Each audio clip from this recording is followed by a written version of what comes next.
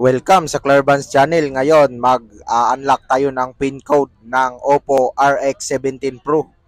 So, yan po, naka-pin code po ang ating phone. So, yun nga, idadial muna natin. Punta tayo sa emergency call para malaman natin na pare-pareho tayo ng model na hawak. So, punta tayo sa software version CPH 1877 at Android version 10 po siya mga katiktik. So, yun nga, marami namang nakaalam kung paano yun gawin. 899 lang po. So, turn off lang natin ang ating phone.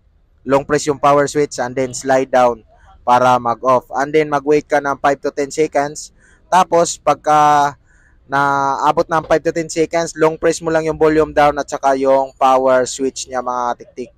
At hintayin mo mga tiktik na lumabas yung logo or yung recovery mode niya mga tiktik. So, yun.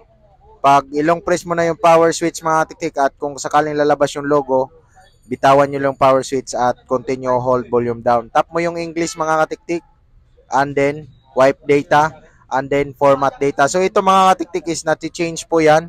Tingnan nyo, nagbabago po yan. Format data. So yun, bago na po. So kung ano yung lumabas dyan, yun po yung ilalagay nyo. So ilagay nyo lang yan mga katiktik ng tama, kamali pa yung type ko. So, type nyo lang ng tama and then tap mo yung format at yun, magwa-wipe data na po ang ating phone. Kusa na po yan mga tiktik, hintayin na lang po natin na matapos yan.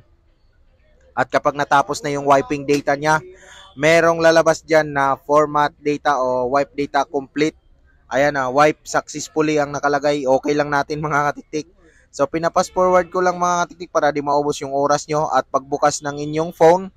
So, kung sakaling may FRP, ang gawin nyo na lang para mag-shortcut to menu mga katiktik, puntahan mo lang yung emergency call. Itong emergency call. So, lahat to is kung may FRP, Android 10 version, is hindi na po ito manghihingi. Dahil ida-direct na po ito natin sa menu. Punta ka lang sa emergency call, asterisk, sign number, 8, tapos 99. So, papakita ko ulit sa inyo mga katiktik ang version niya. Ayan. At saka model number yan. Android 10 version.